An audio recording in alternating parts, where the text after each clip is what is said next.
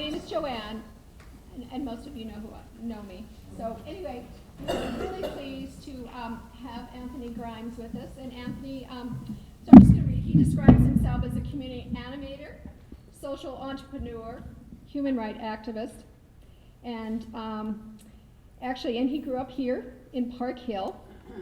And he said, and it says in the neighborhood in the 1990s, and if we remember the early 1990s, there was a lot of gang activity, a lot of drive-by shootings, so it was a very turbulent time there. So we actually met Anthony, I met Anthony kind of a roundabout the way because Jan and I went to Israel, Palestine, an interfaith peace builders trip, and then they would send out updates, and then they would connect you with people from the area. And I saw his name, and I went, oh, there's somebody else from Denver who went. And he went in 2014 with the African Heritage Delegation. And so I met him actually briefly at a die-in last year at the Capitol. So we were able to connect and have him come and speak. So without further ado, Anthony, welcome. And then you can just tell us a little bit about you, too, all right? Thank you. Wonderful.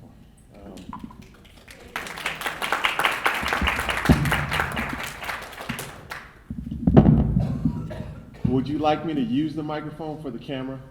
Okay, great. They're for us old folks. Okay. All right. We can do it taller. Well, thank you for having me today. Jan's going to try to get the video working while we do introductions, because I know, although most of you know each other, I don't know you, and I don't want this just to be me talking at you. I'd like us to have a dialogue throughout this time. Yeah, if we could just try to see if it works, and if not, oh well. Shadow puppets. Was that? Shadow puppets. The shadow puppets. Yeah, I'll have to narrate. So, I've had one of those days. I'm not feeling too well today, so forgive me for that. And was a little late because I'm doing a film project this whole weekend with FOR, who I now work for, the Fellowship of Reconciliation, which is the world's oldest multi-faith peace-building organization. Was established in 1915. I'm helping to do a campaign and a strategy movement around stereotypes of Muslims and refugees in our country. So that's going to launch next week, and it's called Give Refugees Rest. So look out for that. And we're doing a film around that that's trying to capture the narrative of how we frame refugees in Muslim. Oh, great, it's working. Okay, cool. Well, at least it's up. So anyhow, thank you for your patience.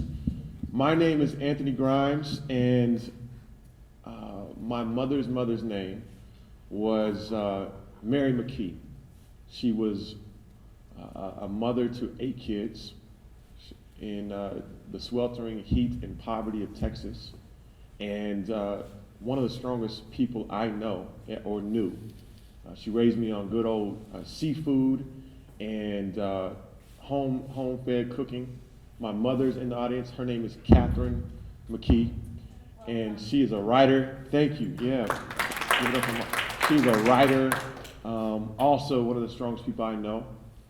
So yay, here we go. At any point, just cut me off and we can talk. So it's a dialogue and not a formal lecture.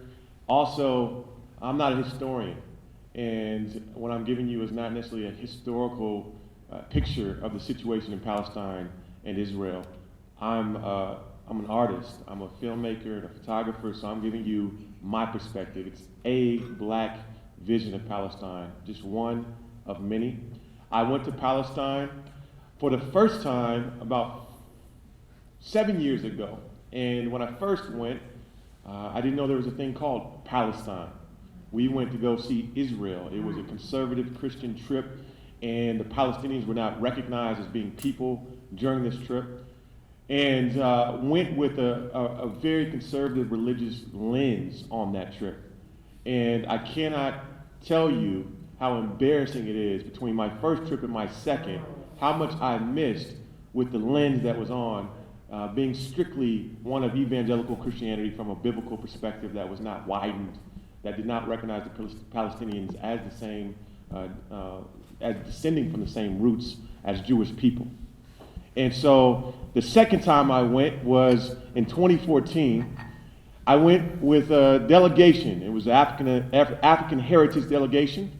We called it the Zaina Hindi African Heritage Delegation. We named it after one of our co-leaders who was banned from going because she was Palestinian. She was stopped before she could get on the plane and take the trip. And actually, she got on the plane with us and was detained there and sent back. So we named the trip in her honor. That's a typical story about people who are either not allowed or not to enter or exit the land of Palestine, Israel. So this group was a wide array of people. I want to show you a few of their pictures. There were 25 of us who were going to explore the connection between the Palestinian freedom movement, and we were a non-violent delegation, and explore that connection and how we could relate it back to our black experience. Now, this was in between the time of me going to Ferguson and protesting on the ground there. I went to Ferguson for the first time, right around the time that Mike Brown was first murdered. Protested on the ground for about a week. It changed my life. Started the Denver Freedom Riders, and then we began to take trips from Denver to Ferguson to join the protest movement. And I can tell you this, there was little difference between what I saw on the ground in Ferguson right when the uprisings began and what I would see in Palestine. And we'll get more into that connection. I want to show this video. It's a little bit out of order, but I'm just going to go with it because it's set up now and we can watch it. But this was when we were first exploring up close the separation Apartheid Wall. And we're in the land of Belayeen. The delegation is, you'll see a few of our delegates. We were just going to explore and look at the wall when all of a sudden we saw Israeli military tanks closing in upon our position, and they would eventually tear gas us for being spectators. So I'm going to show you this, and then we'll get into the slideshow of the photo gallery. And Jan, could we put the gallery back up now? Thank you.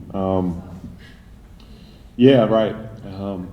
I want to know what your emotions were watching that video. Surprisingly,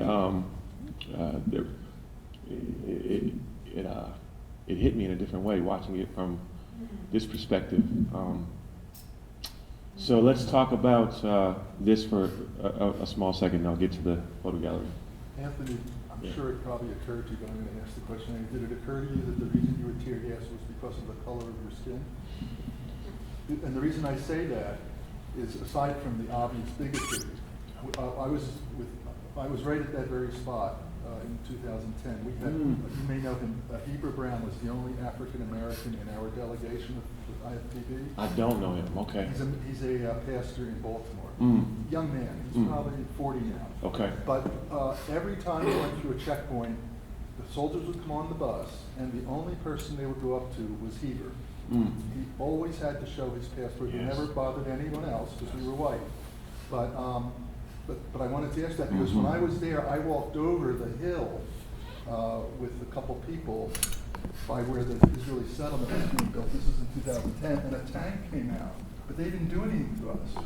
And I think it's because they saw we were white Americans. Yeah, yeah. Were you there at the demonstration? No, we weren't at the demonstration. Yeah. Well, to answer, yes, absolutely. After this moment, we had various names for our delegation. The Zaina Hindi delegation after our co-leader who was not allowed in, and then the black folks in this delegation, because we were running parallel delegations. There was a white delegation, people, mostly white folks, and then there was us, and we were separated, but we were sharing the same hotel and all that stuff. The black delegation after this called our delegation "Niggas in Palestine," because for the first time we felt like we had been niggerized in this experience, and up close and personal, in a way that was very dehumanizing for all of us. So absolutely, without a doubt, I felt the color of my skin was a factor the entire time I was there. And you'll see that kind of colorization and racial politics out there, in addition to the ethnic and national religious politics. Yeah. I have absolutely no doubt that it would be worse as a human being gets darker. The treatment is worse. However, we were there in 2010 at the Friday demonstration, and it's a ritual. No, we were in Berlin. Every single Friday, there's a demonstration, and the people walk through the town, and then they walk toward the soldiers through a big field. And as the group gets closer to the soldiers, then the soldiers start to lob the tear gas canisters. And we had a mixed group. It was, I don't know if anybody of color was in there, but it was mixed European, a couple of Israeli activists, and some Palestinian activists, and they just threw it. And one of the people in our group was quite overcome. He was an Italian Canadian. He fell down, and we tried to help him to get up and pull him away from there before he got asphyxiated. And it was just going all over. And then they would set the woods on fire and the grass on fire, so there were many little brush fires all around. And I think some of the wall wasn't even there yet that you showed. It was still a makeshift fence. But it's just every single Friday, like clockwork, they start doing that. And like you said, it's our tax dollars. How many billions of dollars of American tear gas have been thrown in this spot? Yes, thank you for that. Yeah. I've got some more anecdotal evidence about the racism against blacks. They sterilized 200,000 Ethiopians. They did? When? Yeah, it was in the Alvarez newspaper. They're not trying to keep it a secret. They put it right in the newspaper in Tel Aviv. I did not know that. Yeah, it was 2 summers ago. Are these the refugees? They did it. No, they're not refugees. They're Ethiopian Jews that came to Israel, the Promised Land. They're Right. Jewish, right? Yeah. They came to the Promised Land, but they're black, so they got sterilized. It's unbelievable. Wow, incredible. The hypocrisy Incredible. is unbelievable. Incredible. There are some. We'll get into some of the pictures, and then we'll come back. So continue to think on this and ruminate, and let's have this dialogue back and forth. I'm not going to go over a whole historical overview of the conflict, and I can't even call it conflict, but to me it's a one-sided oppression with one side of the group, one side, the Israeli state of Israel holding the majority of the power. And so in that sense, I have a hard time ever calling it a conflict. It's oppression, it's apartheid, and it's very important to note that. But on May 15th, 1948, Israel announced a war on Palestinians, creating the Nakba. The literal translation is catastrophe.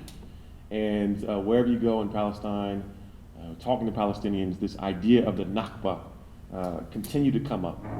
And during that war, if you will, it was a part massacre. 700,000 Palestinians they fled and were expelled from land that was theirs. You had certain villages where entire groups of people were slaughtered, and that was so that they would flee and go tell others who would then, there was a wave of fear that unleashed through that. So the Nakba was an important date and moment in history when I was there that was constantly talked about. In addition, 1967 was the Six-Day War. Many of you have heard of that. That's another big moment in history in which the remaining 22% of Palestinian land represented in the West Bank and in Gaza was occupied. So that's another important date, as are several others. But let's get into some of this. So a Black Vision of Palestine. This is James, who was on our delegation. James brought a lot of humor. I like the fact that he's wearing a shirt that symbolizes Trayvon Martin. And when I said there was connection between Ferguson and Palestine, I meant that metaphorically, But also meant that quite literally. Of course, U.S. tax dollars are sustaining the occupation that we see in many urban cities, as well as the occupation in Israel. To the very fact that the tear gas that was used on us in that video is made by the USA. The same canisters along the wall of Palestine are the canisters that are used against us in Ferguson. So I was tear gassed in both places, and it was with the same tear gas. And that's when the connection really became real for me. And this is a black man standing in Palestine with a shirt of Trayvon Martin. These are some of the characters that we met along the way, and I just want to show the diversity of people in the Old City and East Jerusalem, West Jerusalem. There's a diversity of people. I asked this guy, a man inside the Old City, how is your life here? He said, I live in Palestine. I suffer in Palestine. And this man, like many of the others, you know, you see the tourists who come on the religious tours and things like that. The land is fascinating. It seems new and nostalgic in a lot of ways when you first get there. But then you talk to people like him inside the city who are suffering, who are not making enough money, who feel squeezed in by the amount of conflict in the area. And it's just a reminder that this is real life for people. I get on a plane, I go back, and this is real life for people. One of the things they warned us about before we went was that we're going to want to do something about this, and we're not going to be able to do anything about it. We're going to have to observe. We can't be in solidarity necessarily on the ground. It was an observational trip because there's nothing we could do in the moment. Sometimes your activism is just learning, and so it was a learning experience for us. There's a priest, a Christian priest in the city, in Old City. I just love this look. And this one, he's standing next to another one of our delegates who, again, we saw the religious diversity. So there's Christian, there's Muslim, there's Jewish. So there's 3 major religions. There's 4 different people groups, all trying to sort out this small piece of land in the Old City, in addition to the larger Israel-Palestinian land. A man who's our tour guide taking us to Jaffa at that moment in time.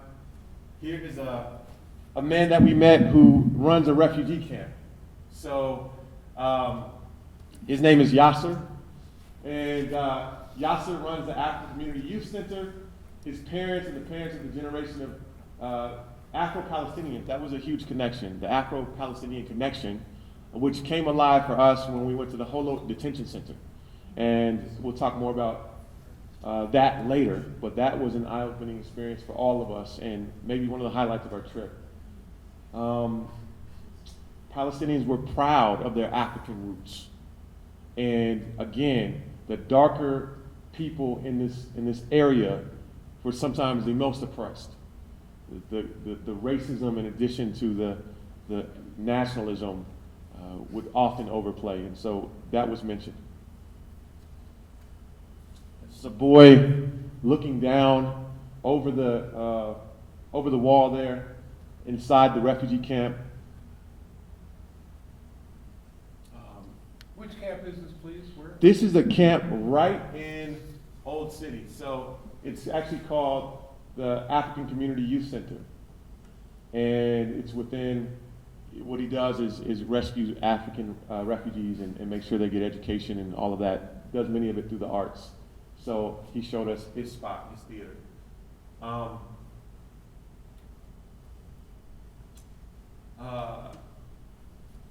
Here is a woman who fights for Bedouin rights. She's actually the woman leader for Bedouin rights. And so there was a huge Bedouin population. And many of them were struggling with what to do with a modernizing world in which their world was largely based on modes of production and sheep herding that were now being pushed further and further out because of the occupation. So that was a challenge as well. Here's a man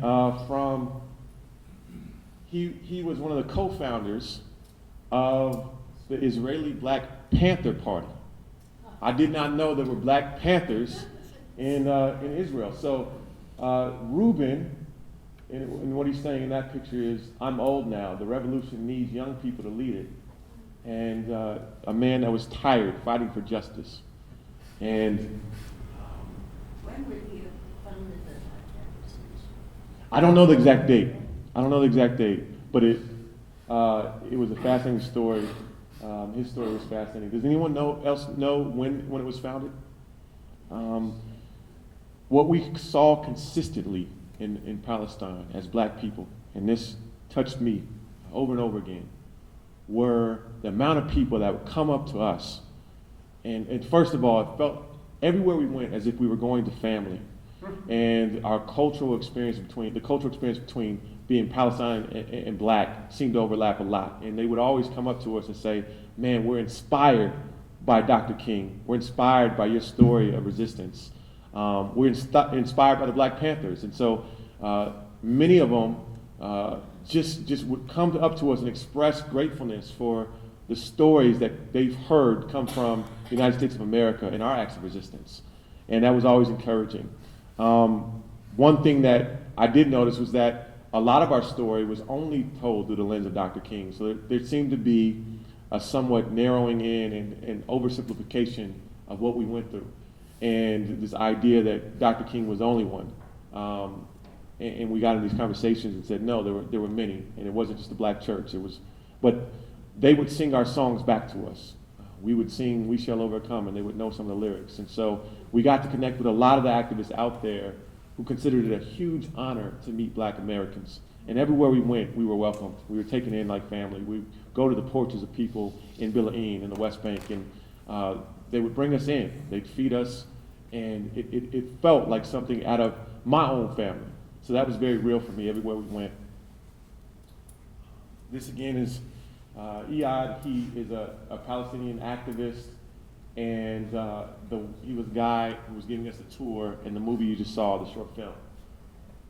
Another character, I'm just showing the different characters out there. A boy in a glass factory, and glass making is a big industry for many Palestinians. So he's just taking a break as he works. Glass making is an important industry to many Palestinian people. A boy riding his bike in the old city. A man, again, tired, exhausted, communicating suffering.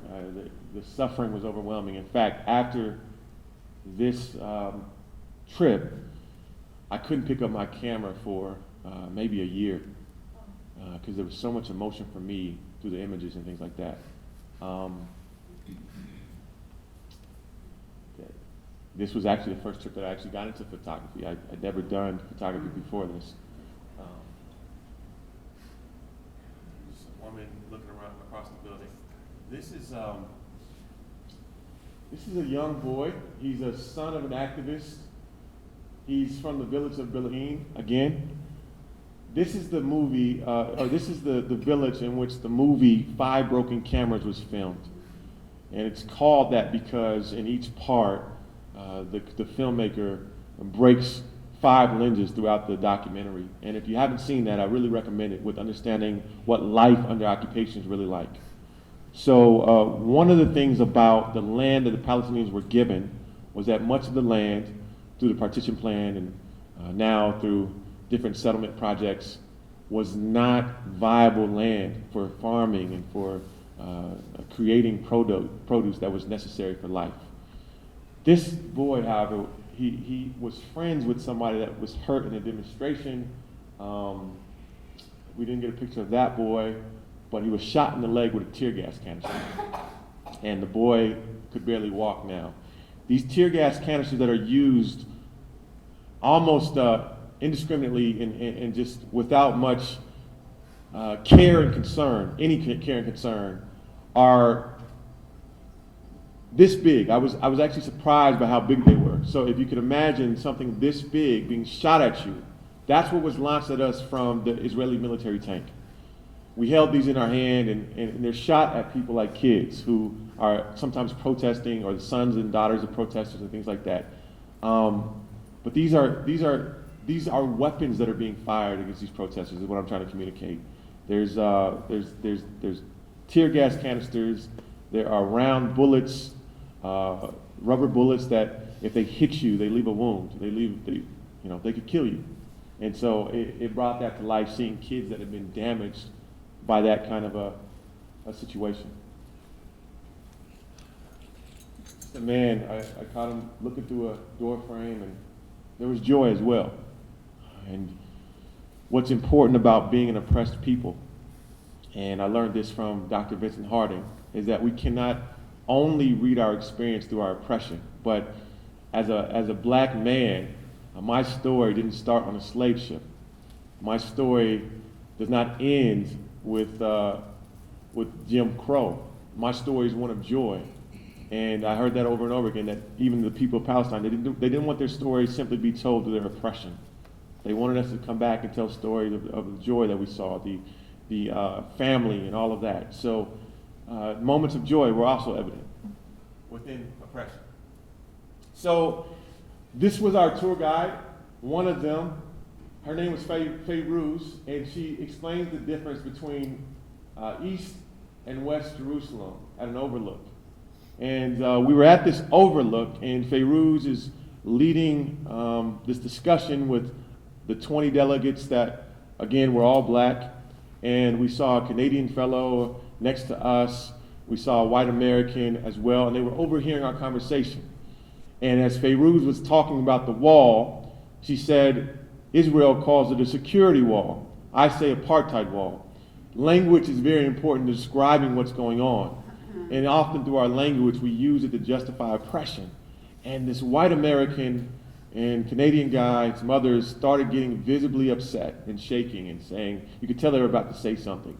And he goes to our group, the white American, and says, it's called a security wall. Would you stop calling it a effing apartheid wall, an occupation wall? It's a security wall so that they're not bombed. And so there was a defensiveness in the tone of many of the people over there, with even the language of what people were experiencing. And our group got in an argument, and so it tested our commitment to nonviolence for many of those in the group. Where it was a spectrum. The people that were on the trip were along a spectrum, and so there was a lot of conflict that came up simply by expressing in language what was going on. So, Anthony, was that the two groups that you mentioned, the black group and the white group? No. The people, the white American and Canadian were not with any part of our delegation. They were just there as tourists. This is the wall. This is the apartheid wall. It's a long stretch of the apartheid wall. This is from Berlin.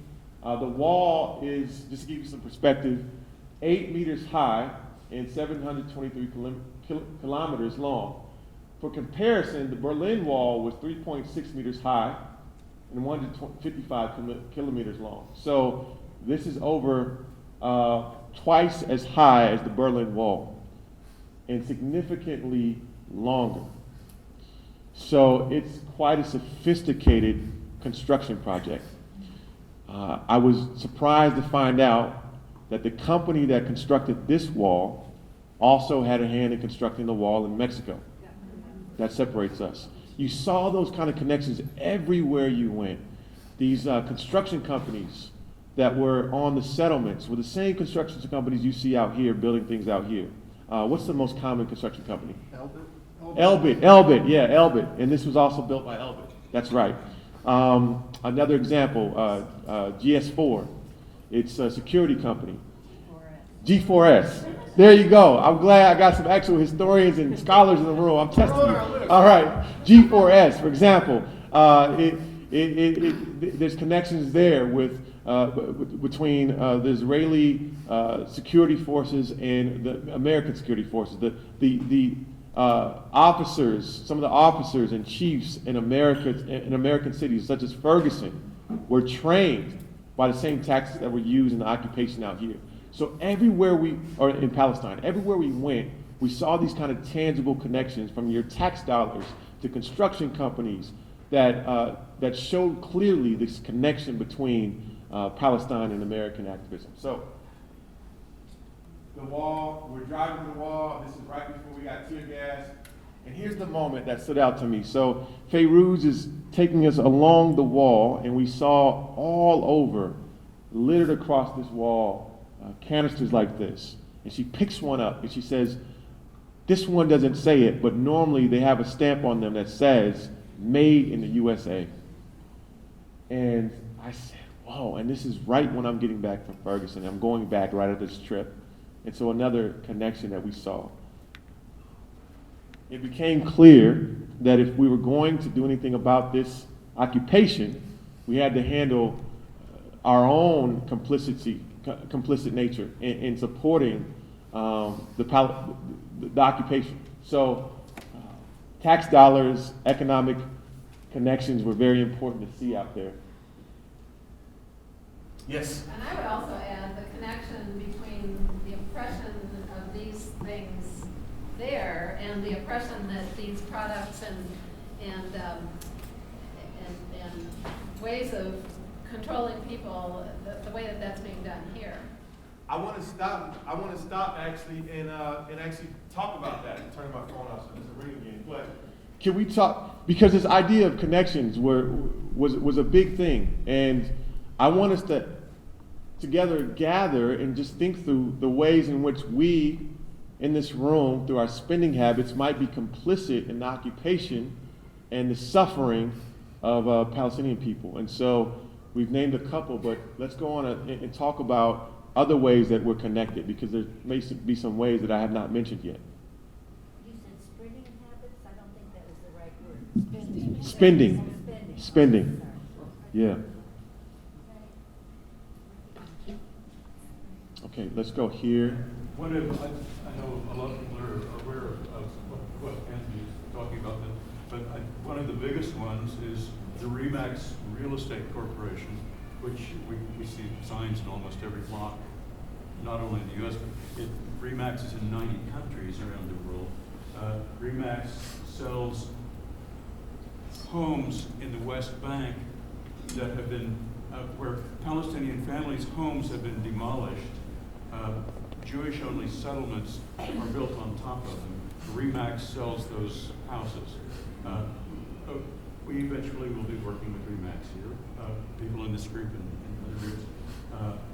It's interesting that this biggest real estate company in the world's headquarters are right here in South Denver. Remax is here. That's just one example.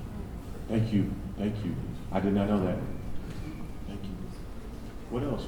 How else are we connected to the oppression in Israel? We add something on the Remax thing. Mhm. The Remax will only sell these houses in the occupied West Bank to Jews.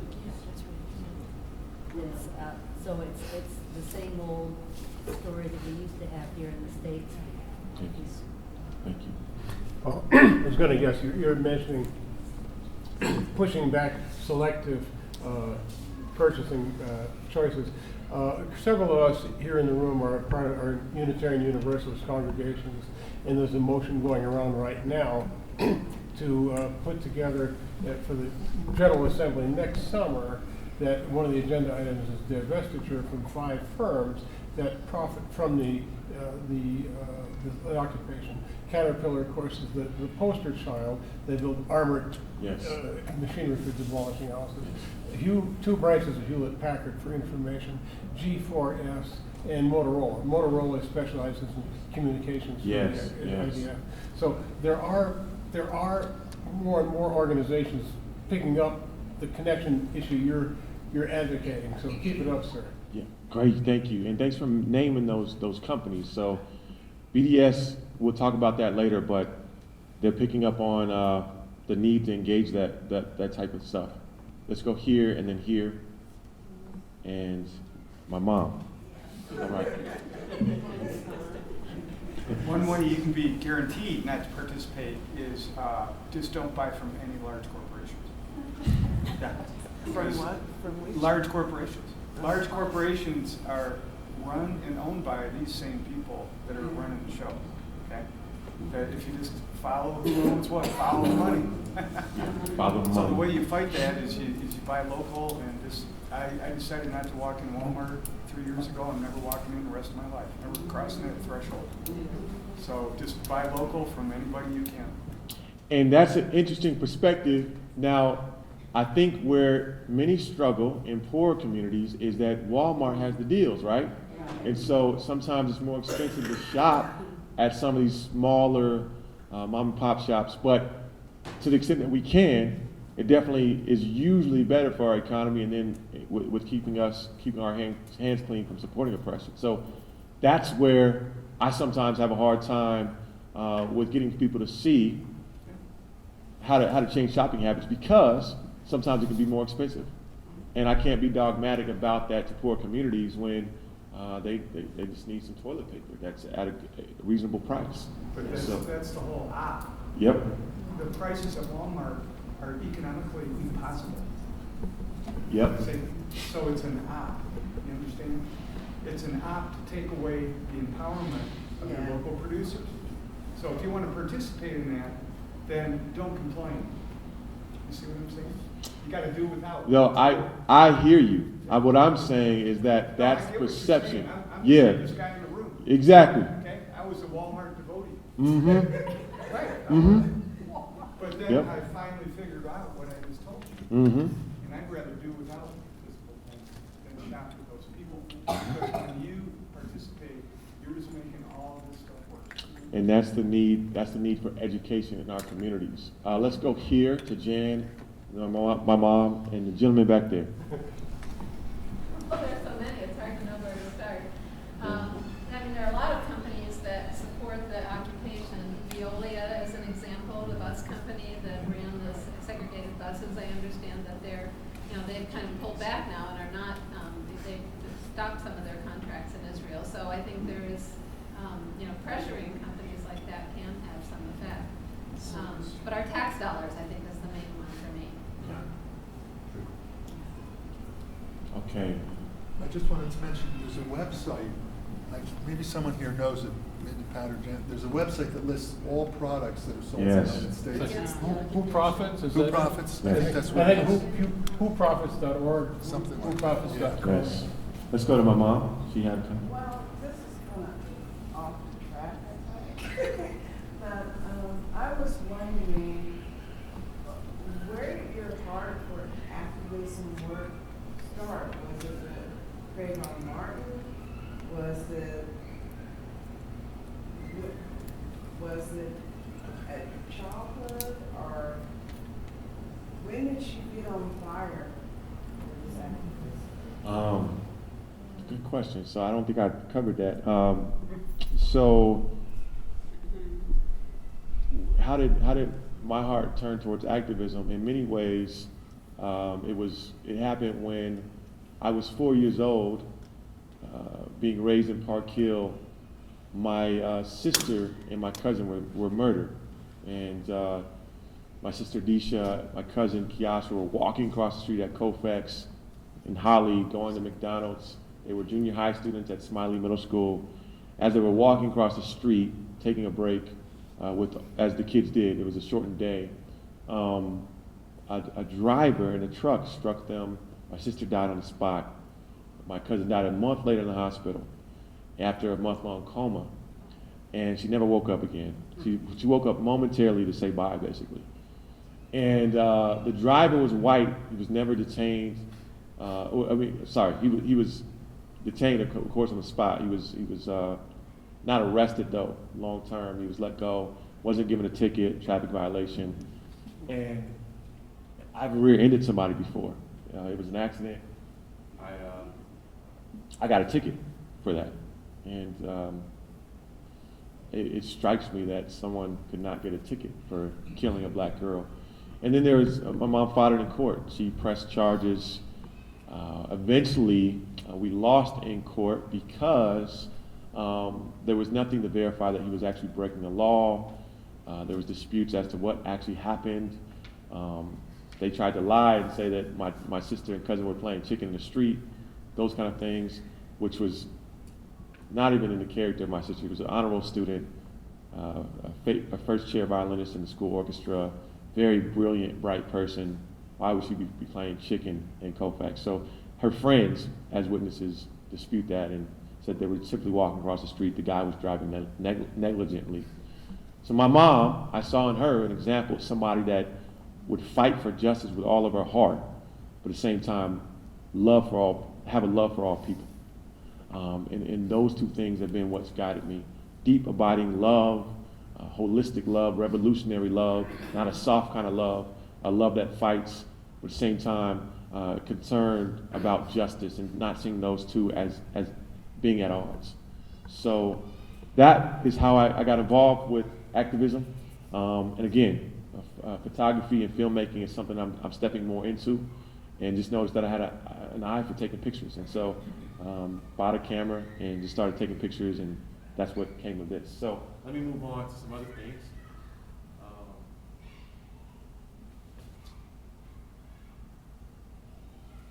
This is the shot of one of the women in our delegation being tear gassed, and you saw a streak of yellow when the Israeli tanks started bombing us. That streak of yellow was my coat. I was running to the front.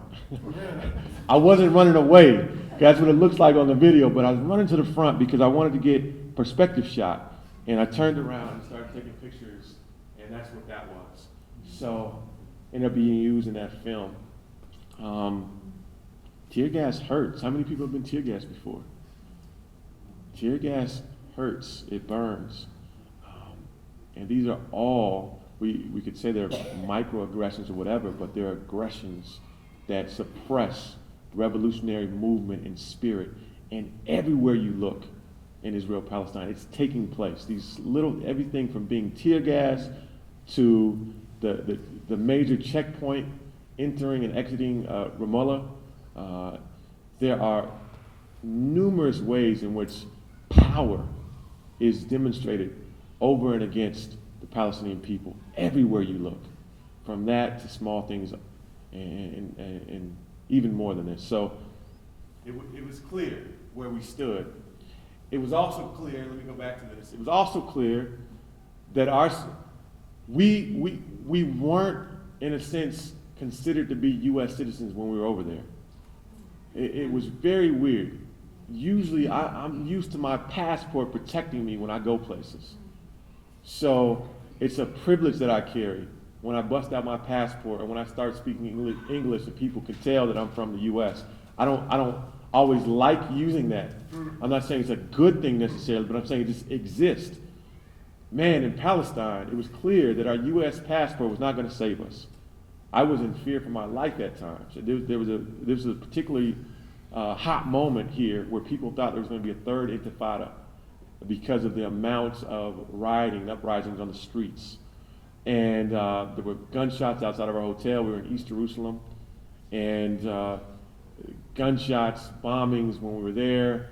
A couple of Jewish rabbis were killed by some Palestinian activists who ran him over. They drove into the court and they ran a couple people over, were murdered. And so in response, there was a huge, there was an influx of a detainment movement. And so that happened while we were there. It was very tense during that time. I'm very sorry. I'm very sick right now, and I'm just trying to get through this. So my words are not coming to me like they normally do.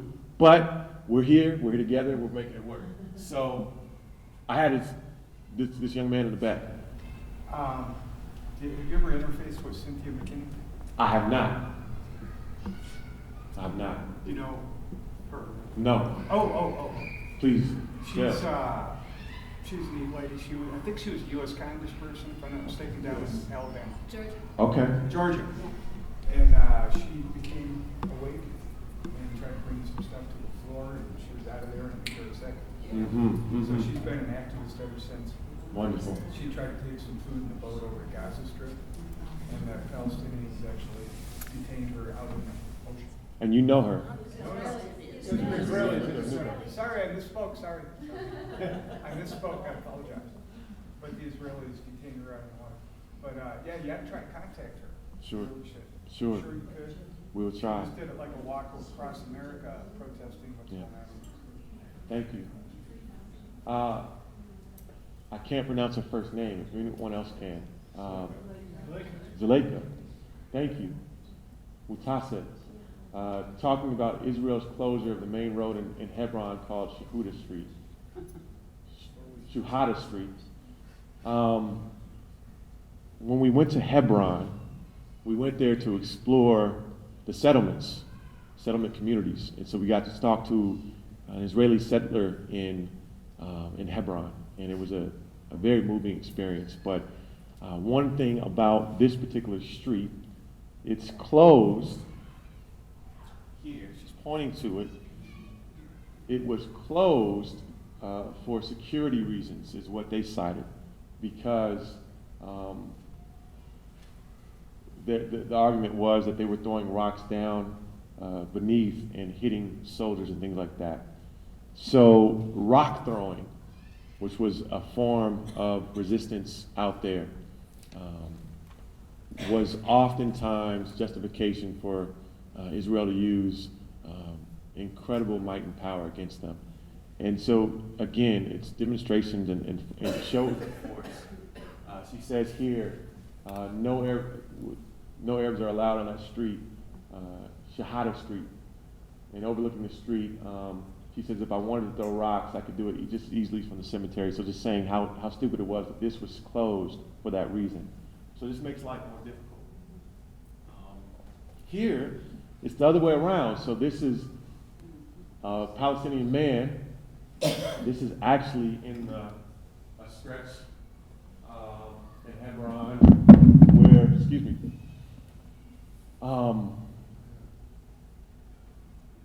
Jewish settlers often throw rocks and garbage in an attempt to hit Palestinians as they walk past this part of the street. And so they had to put nets up to stop from getting hit.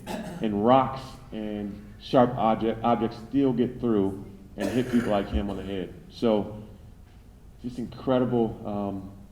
I felt claustrophobic walking through this stretch.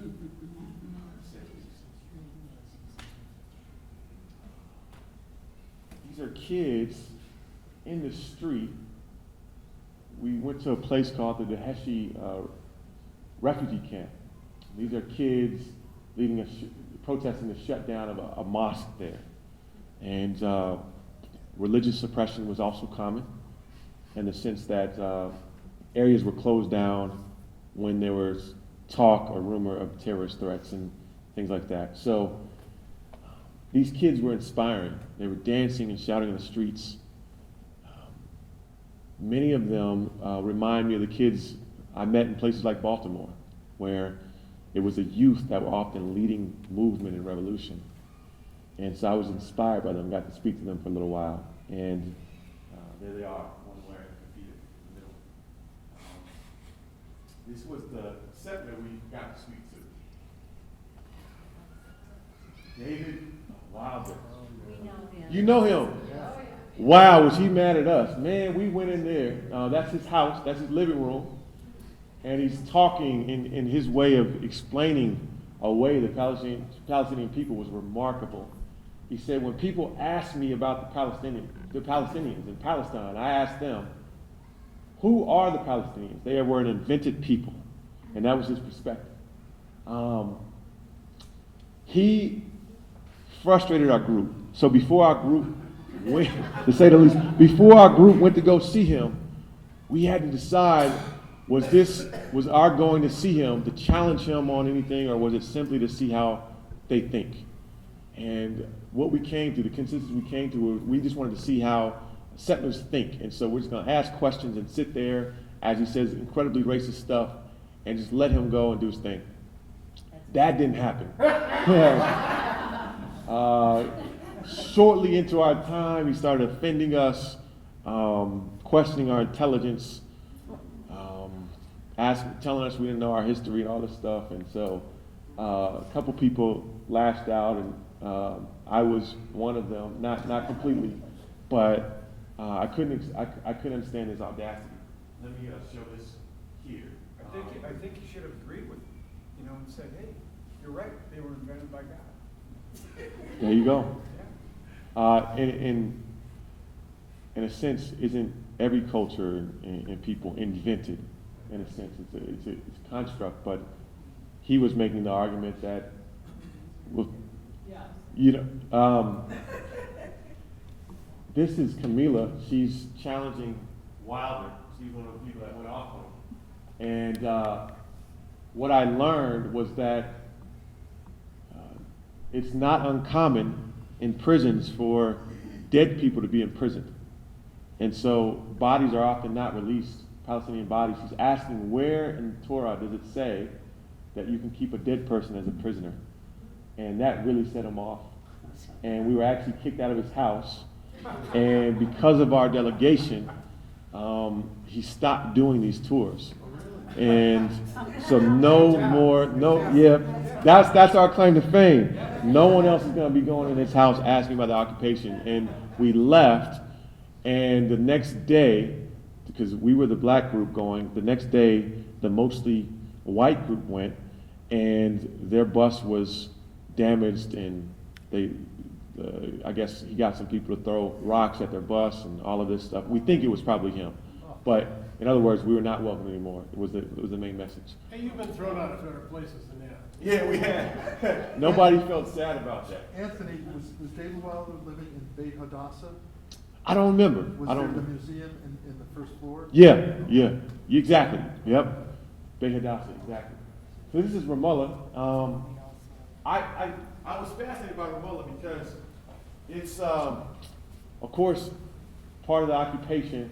But what fascinated me about it is that when I went, it was like any other modern city you go to in the U.S. It was like a Las Vegas type of feel in certain places. There was a nightlife and an atmosphere. And so there was a concerted effort by the state of Israel to almost turn this into a place in which people forgot their own oppression.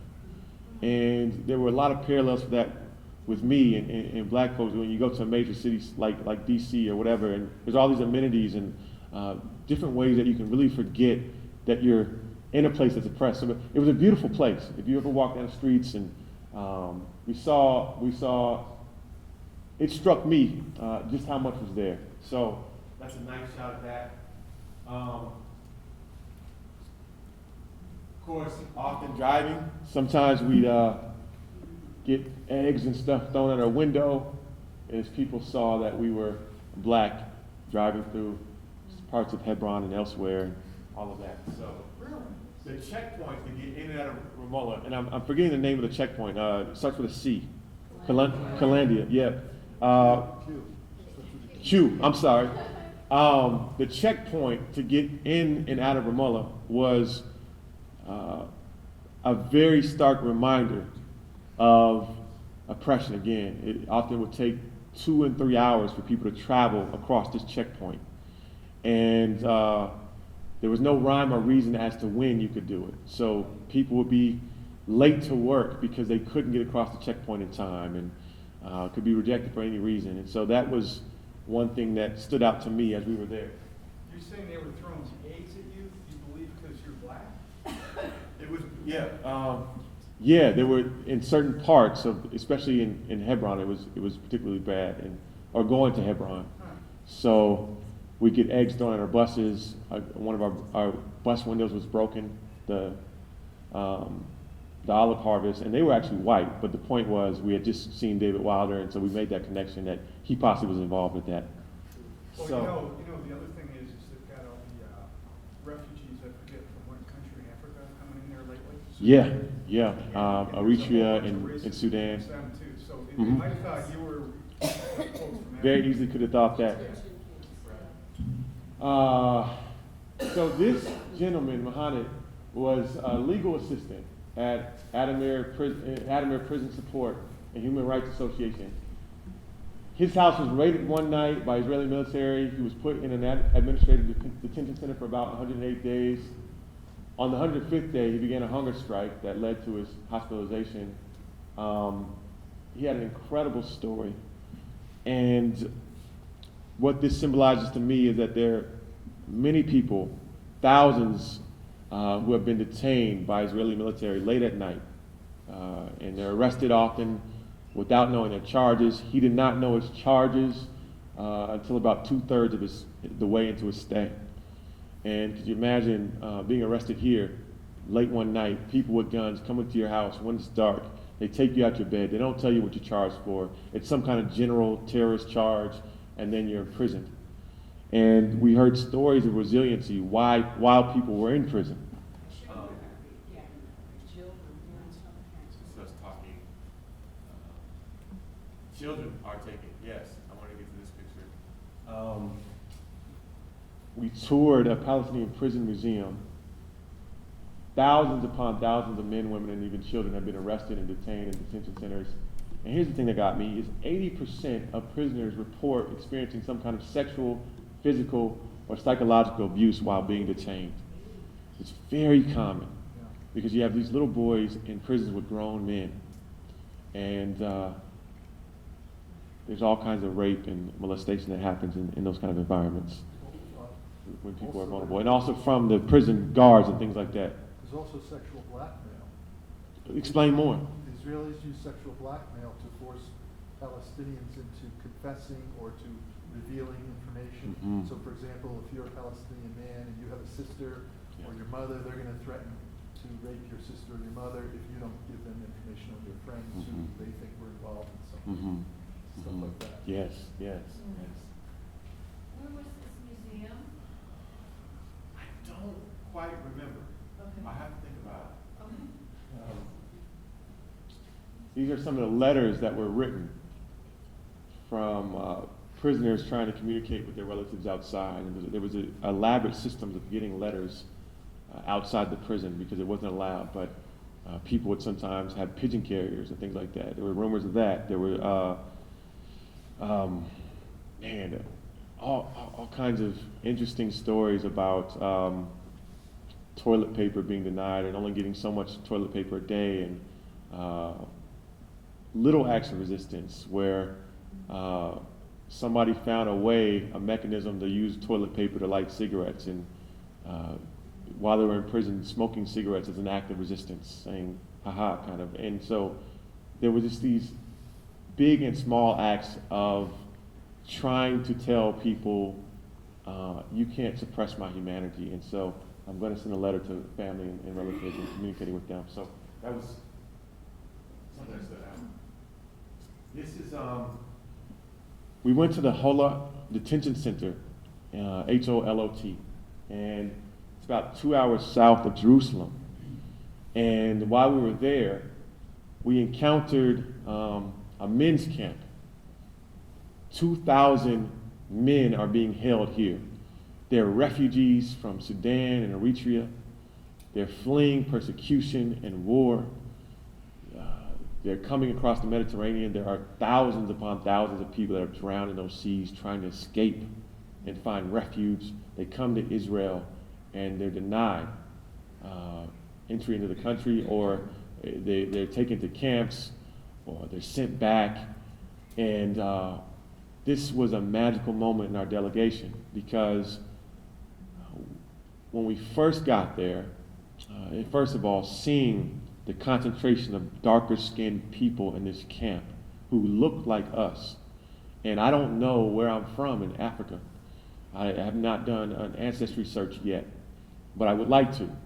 But when I saw some of these people, they looked like they could be my cousin or my brother or whoever. I looked almost Eritrean in the face, and there's some Sudanese people who I looked like. And so we came across, and we had incredible emotion. Camila, again, is crying, seeing the men in this camp.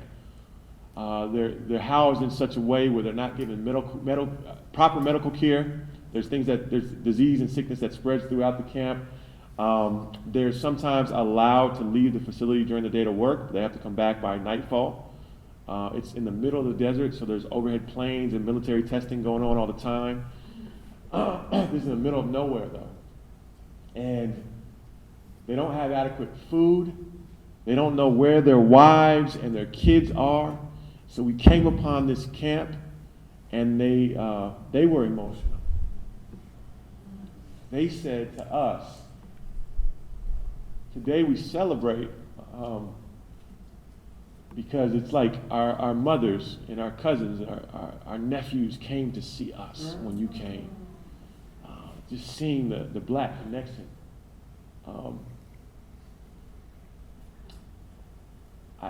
I was struck by this because, again, there was just nothing we could do. I remember getting on the bus and leaving back to Jerusalem, and we said we'd try to contact the UN, or we wanted to do something, and there was nothing tangible that we could do in that moment. And that was an overwhelming and consistent experience of being there, was wishing you could do more. But we have been in contact. I've been in contact with some of these people in this camp, these men, writing back and forth. And to this day, I've kind of bookmarked it of, how can we begin? And this is just one of many camps. Just one of many camps. 2,000 here, but there are people elsewhere. I'm just kind of surprised that you were allowed to see that, Mm-hmm. and to go in. Yeah. That was the Israelis allowing you to do that? Yes, we were allowed to. We were allowed to. Me too. Me too.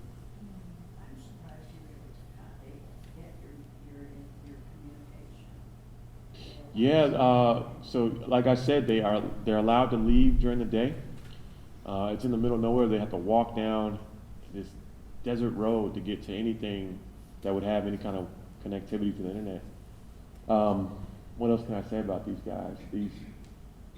They're incredible. Some were doctors and lawyers back in their homeland. You're going to keep them there indefinitely? Maybe they're not. Or send them back? They're going to eventually send them back, I would think. But again, though, not necessarily, because the economy at the same time is dependent on this kind of a labor. They take, just like here, where there's an undercast of people who sometimes do labor that no one else wants to do. These guys, they go to the city, they work if they can find jobs that would allow them to work under the table and such. And they support the economy out there. And so they are necessary. Their work is necessary for sustaining this beast. I have you, and then lady in the middle. Was that south of Beersheba? What's that? Was that south of Beersheba? Yes, I believe so. That's not too far from the nuke plant. Next time you go there, you have to take your Geiger counter with you to see if they're playing games with that too. Mm. Well, this just reminds me of what the U.S. currently does with undocumented immigrants that are coming up. Yes, from the talk South. more about that, please. Yeah, they're stuck in camps. Mm-hmm. Mm-hmm. Yeah, and the kids are supposed to be allowed out to go to school each day, but that's questionable. They may or may not. Oh, we don't have a bus today. And, Jeff Halper, who started the Israeli campaign against housing demolitions, maybe you're going to speak to this. I don't want to stay offended. No, go ahead, But he says that so much of why the U.S. has given so much military aid to Israel is to see how far they can push the Palestinians before the world listens. And then you were talking about the police being trained there. Yes, indeed, they are. Our U.S. police being trained there. Denver And they're police. bringing, in New York, and anyways, they're bringing tactics, they that are trained in Israel, bringing tactics back to the U.S. to see how far we will be pushed. And he says this is just a training camp for what will happen here. Yeah, there's so much communication and ties between Israeli oppression and American oppression, and learning different tactics of population control and what works, what doesn't work. So the tactics that were used on the protesters in Palestine were the ones that were used on us in Baltimore, in Ferguson. Everything from how you organize the police to how do you, I'll just give you one example. So we were protesting in Ferguson, and as we were marching up and down one of the main avenues, there's a square block around Florissant Avenue, and the protesters every night when it first began, when the uprising first began, would march around and sing songs and shout chants and things like that. they made it so that we couldn't stop. So at no point could you stop and sit down and rest. And it was just a way of trying to tire us out. And it went against our rights to peaceful protest. And there was a class action suit that was formulated around that. But there were just many tactics that are shared between the two different governments and militaries that that kind of feed and interplay with each other. We'll go here. While you were there, did you hear anything about skunk water? Skunk water. No. It's water that they shoot like fire. Oh, yes, yes, yes. But it's not. But it's it Yeah. smells horrible, and it sticks to your skin and Mhm. your house and your everything for a week or two. Yeah. You can't get rid of it, and they're importing it to U.S. for Yes. control. Yes. But they spray it on Palestinian houses and sometimes Thank- interiors. Thank you for bringing that up because many of those weapons, so one weapon that was common out there that is beginning to be more implemented here was the sound wave. I forgot what it's called, but sound waves that are directed at you as a protester, and if it is, your ears start ringing and it's possible to continue marching or do anything to be effective. So that's another tactic that's used and weapon that's used in both places.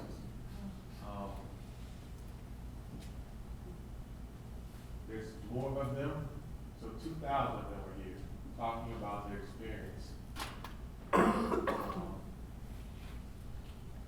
Store window, this is in Jaffa. I thought it was a cool shot of our delegation. Walking in the reflection. So those are the end of my photos. There's many more. This gallery hopefully is going to be featured at Red Line Theater with different plaques and things like that. So I wasn't able to get it printed in time for this. I was hoping to get it printed, but it's going to be printed at Red Line, and their whole series this year is the evolution of revolution, and so they want to cover art that spurs and inspires revolution, and they've chosen this gallery as one that they want to put in that exhibit. So I'm very happy about that, and I want to take just half an hour more to just ask to do a Q&A. We've done some of that so far, so we don't have to go the whole half hour. I'm gonna just say I'm gonna run right after our conversation. I won't be able to talk long because again I feel pretty awful. But thanks for hanging in there with me. It was I don't know what it was. I think I ate something last night and might have got some kind of food poisoning. So. Anthony, early in your presentation, you showed the tear gas and stuff, and asked what that called up, and I have to kind of, it put me in something of a state. In 2002, first time I was in Palestine, I was part of some peaceful protests outside of Bethlehem. And a bunch of our people, we got machine guns, 6 or 8 of our group. Not rubber bullets, bullets in the gut and arms and hands. And then the Israelis were firing into our hotel. So, and we got tear gassed. And I was staying in a refugee camp there. I had a camp at the edge of Bethlehem. And that was a big awakening. And I have to look back at experiences of this unholy trinity of fear, hatred, and anger. And to chew on that, I was there some weeks, and I think it's important to let the hatred thing go, because that comes back inside. And then living with Palestinians and who are under the gun, literally, all the time, I got to the point of saying, I'm dealing with the fear. It says, you can kill me, but you can't intimidate me. And that's a Palestinian sensibility you get after a while. So that leaves anger. And as long as we turn that anger into rational, constructive action, and not go around as an angry person, but say, that ain't right, and then do things about it. And everybody, this group, people are little by little, one by one, we're picking a couple of things to work on that ain't right thing. And so that is so important that when we get overwhelmed by that power against which you can do a little or nothing, to not let it change who you are. And you spoke to that. You spoke to dealing with people who, the guy with a neck brace and who's treated paralyzing, people who are treated like dog stuff underneath the shoe, and they laugh, they smile, they have music, and can you stay for tea? And that humanity, that humanity has not been strangled out of the Palestinians, and it won't be. So anyway, so thank you. That's for powerful, brother. Thank you for saying that. Your Yeah. illumination on that. Yeah, man, that's amazing. That's amazing. You can kill me, but you can't intimidate me. Never heard that. And then we'll go there. So, Okay, Anthony, thank you. Yeah. I wouldn't have done that, you didn't feel well, Yeah. except you told us because your Thank you. presentation is like. Thank you. I hope Thank feel you. better. Thank you. Yeah. Thank you. What you have said today, there is so much connection, so much relation between what happens in Palestine and oppression in the U.S.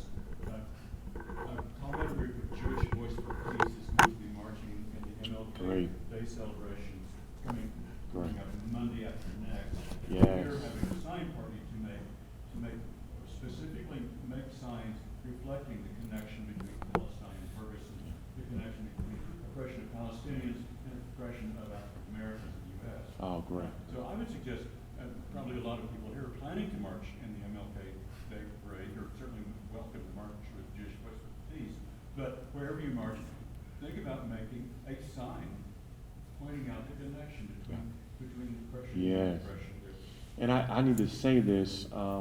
I didn't say it in my presentation. There were a couple of photos I left out, but there are a ton, well, they're not a ton. There's a good number of Jewish activists who are helping alongside the Palestinians in Palestine. And that's important to note, that our struggle is not against Jewish people. And so you have many people out here, you know, who want to condemn anyone who is Jewish for what's going on here. It really is the state of Israel.